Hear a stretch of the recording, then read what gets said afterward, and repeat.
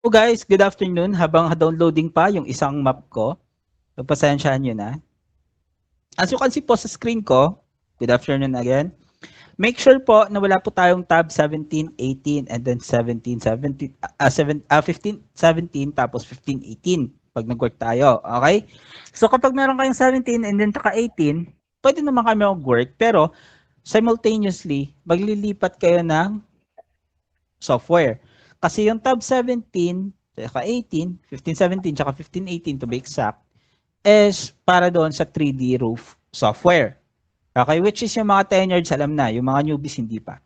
Okay? So for the newbies na mga wala niyan, hindi nyo naman kailangan problemahin yan. You only have to focus on tab 17, 54, and kung tenured kayo, most likely meron kayong tab 17, 55. Okay? So, yung gagamiting software for tab 1754 and 1755 is yung regular 3D regular repair software. Okay, ayoko mamaya may magkakagulo may magtatanong na sir bakit use 3D roof software yung lumalabas sa akin. Okay? Ayokong sumagot ng mga ganon kasi in-explain ko na dito first hand. Do you get me guys? Intindihan niyo ako? Okay. And for now, as you can see po, pagpasensyahan nyo na kung medyo laggy yung ating Gmeet or delay, yung screen registry. Medyo magulo kasi. Nag-loaded yung ating Ecoda, sabay pa yung Gmeet natin, nagpapasaway. So, again, di pa yung 55, wala pa palang laman eh. Wala pa palang laman yung 55, Boss Clark. Di ba? I-check mo nga sa Ecoda mo. I-check mo sa Ecoda mo, try mo. Magantay ka nga lang ng 30 minutes para mag-load. Okay, for tab 1754, pinapatagal ko nga yung explanation ko para matimingan sana na loading siya pero hindi talaga. Walang laman nga. Nauuna Pero pa yung kanina meron yan eh. nauuna pa yung explanation ko bago mag-load yung Ecoda. Okay, uulitin ko guys, for tab 1754, you only have to use the regular repair software. Kung ano yung ginamit nyo sa pag-training nyo, newbies, yan yung gagamitin nyo na software. And then, kung ano yung ginamit nyo na account, hindi po yan yung gagamitin nyo. Kasi yung gagamitin nyo ngayon is checker account. You have to work on your checker role for this tab. Okay? Kasi nasa labeler submit yung ating task. And meron po tayong 120,000 maps na umiikot ngayon sa project natin. Okay? First hand, again, ulitin ko to. Good afternoon, guys. Okay? Welcome to hell. Kung saan araw-araw ay Monday. So, tab 17, 15, 17, 15, 18, that is a 3D roof project. 3D matching roof project, which is para yon sa 3D matching software. So, kung nakaka-pull kayo dyan, 10 years, nagkakaroon kayo ng error, which is use 3D software to pull or to work, gamitin nyo lang yung inyong 3D roof software and that would be fine. Okay, still paid pa rin naman yan. And for those na walang 17 tsaka 18, focus on tabs 1754. Sorry, okay, nabubulol lang ako. Again, meron tayong 120,000 maps. 120,000 maps. Okay, ito yung kalalabasan kapag nag-open kayo.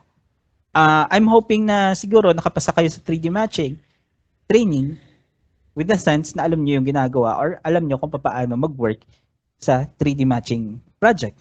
Right? So, sir, ano yung ginagawa sa 3D matching project? Okay? All we need to do is to draw dito sa left panel ng ating software, mag-draw tayo ng building and then sa right panel, ima-match natin. Okay? Ma-match it and confirm. If needed, na i-multi-layer, mag-multi-layer tayo kahit residential houses. Okay? So that this is the idea of the 3D matching project. To draw on the left part ng ating frame, or eto, left frame natin, dito tayo magda-draw, and sa right part, doon tayo magma-match.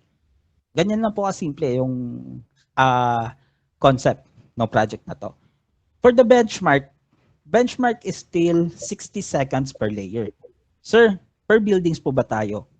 Per layers nga tayo, sinabi ko na, di ba? Tapos may magtatanong ulit dyan ng per layer, per building pagkatapos ng training, sasapakin ko na lang talaga. Per layers po tayo. Anong sinasabing layers? Layers is when you cut the building into multiple layers. Okay? So for example, kinat ko siya as 3. So that would be around 3 layers. Sir, paano po kung isang layer lang yung bahay, flat lang siya? For flat buildings, that will still be counted as layer. Pero isang layer nga lang. Okay? So, yung kailangan nating i-achieve dito is dapat sa isang oras, makagawa tayo ng 60 layers or 60 labels. And we will be paid for at least 75 pesos. Tapos, mayroon tayong bonus galing sa mismong company. Nagkakaroon tayo ng bonus. So, that would be a great news para sa inyo. Okay. That would be a great news para sa ating lahat. So, usually, yung nagiging pa-bonus doon is per hour. Okay? So, for example, working ka for 8 hours a day, that would be around, depende yan sa kung ano mapag-uusapan mamaya sa meeting ng mga managers and then nila ni Sir Pulin. Kung bibigyan kayo per hourly na bonus or kung per percentage ng inyong kikitain. Okay? Kasi meron yan usually, kapag nakapasok ka sa 100 hours, or for example, max na yan, 100 hours for cut-off, tapos, tawag na to, nakapasok ka rin sa benchmark na 60 seconds per minute as 60 seconds per layers, that would be around, nung last mga nasa 100% ata yung bonus. So kung nasa 100%, so kung sa isang araw, mabilis ka magtrabaho, tapos matagal ka magtrabaho, nakaka-work ka for as long as 12 hours. So na-reach mo yung 100 per cut-off or per 15 days na working time. Tapos mabilis ka magtrabaho, nakakakuha ka ng 1,000 pesos a day. Earnings na yun, money na yun. 1,000 pesos a day. So magiging times 2 yung kikitain mo. Magkakaroon ka ng 2,000 per day na bayad. Yun yung usually na nagiging pa-bonus natin sa 3D matching project for those who are working here. Okay? So sir, paano po namin makukuha na madali yung project or yung pa-bonus na yan? Okay, for the last few days, nagkaroon na po tayo ng mga consecutive na mga trainings para sa atin, para sa team, right? Pero yung problema lang, marami pa rin sa atin is hindi nakakakuha kung paano mag-work sa 3D matching project. Hindi nakakahabol sa benchmark. Am I right? Diba? Meron pa 3 hours, 5 maps. Hindi po pwede yon. Hindi po pwede yon kasi walang kayong kikitain dyan, guys. Okay? So first of all, babalik tayo sa basics muna. First of all, pagka-receive nyo ng map, for example, like this, nakakuha kayo ng map na ganito, first thing you need to do is to check your target building. Okay? Yung target building nyo po is ito, kung alin yung bahay na may kulay pula. Yung kulay blue, wag nyo nang iisipin yan na wag nyo nang pagdiskitahan ni i-draw kasi ayan ay para sa kapitbahay. Only focus on the red building. Tapos, click natin letter Q for queen.